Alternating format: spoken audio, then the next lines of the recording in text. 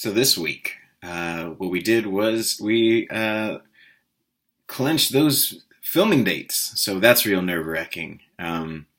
It's always nerve wracking when you finally have solid dates to film, because now there is an absolute deadline that you have to make. And, before that, you can kind of push a little bit. You shouldn't get too lazy and let yourself slip away, but you're allowed to push a little bit if you need to. But now we have a couple dates, so it's really exciting. It's a little scary, as always, especially with a low-budget film like us, but it's cool. Here's the thing, too.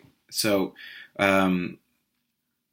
when this project was starting to come to fruition, and I started to gather the ideas and all that, I set myself a couple of goals, and I may have said this in a previous video, but I don't keep track of them. One of the goals that I had in mind was I had heard of this film called Blue Jay, which is by the Duplass brothers, and what I specifically wanted to do was attempt to do what they did. The Duplass brothers made Blue Jay in a week. It was about 7 days, is what I've heard.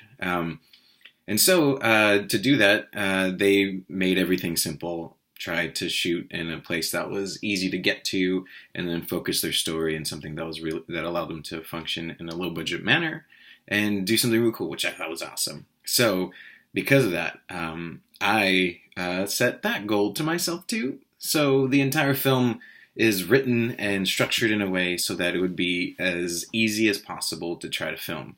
So the filming schedule is less than a week, and hopefully we'll have a whole film done in that time.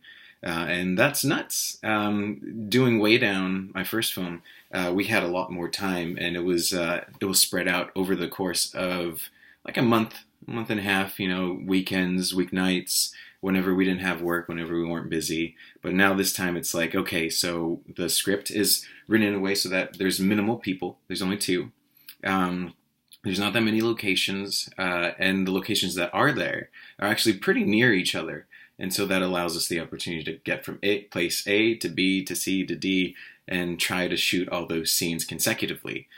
So in a weird way, we're not shooting in order, but it'll feel like we are, because obviously there's some things that we can't shoot at the same time, and we'll have to use the opportunity of being in the same area to film those parts.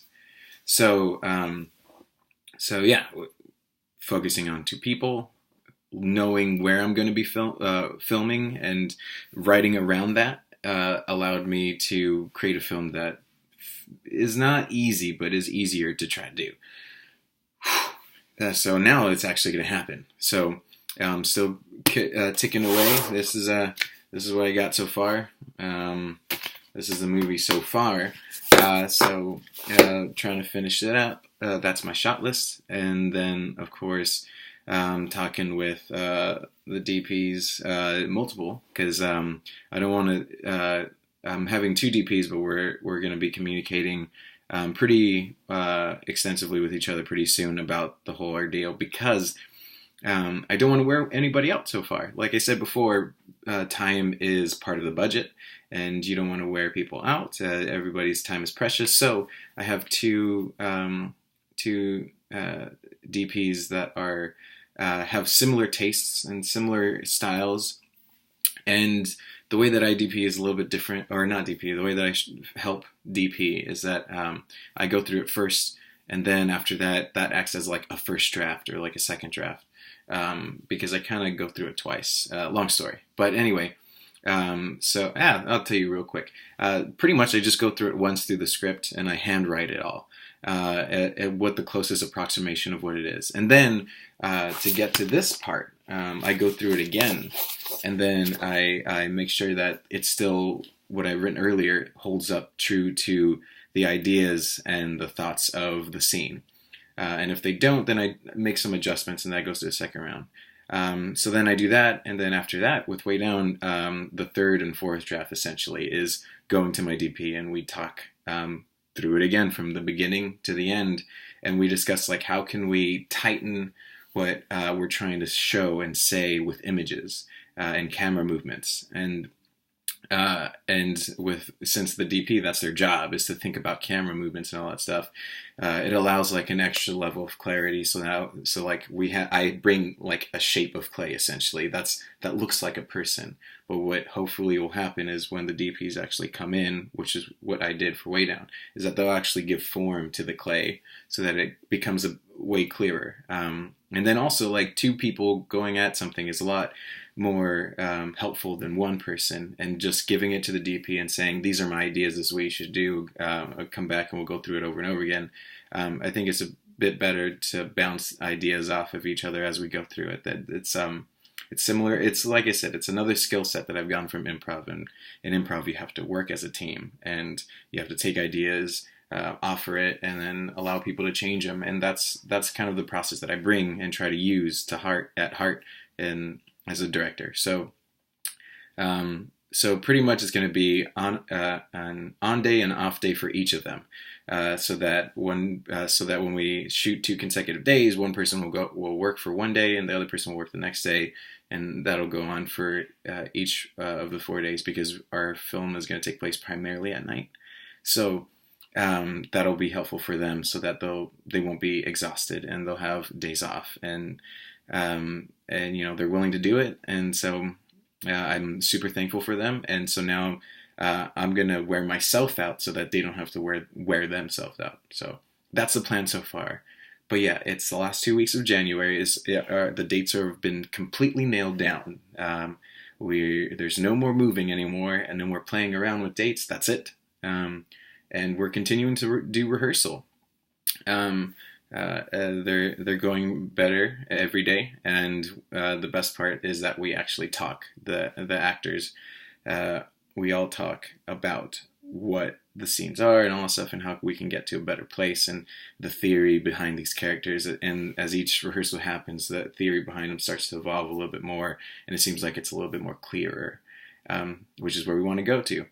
And it's tough too, because while rehearsals do all this stuff, like I want to. The end goal as myself as a director is like I want to get to a place where my films almost feel like a documentary, but they're not. Like I just want to introduce people to people's lives and watch them as they go through a moment in time in their life. While they just seem to be doing the mundane, but these small mundane things happen to have significance to the overall story that they're going through.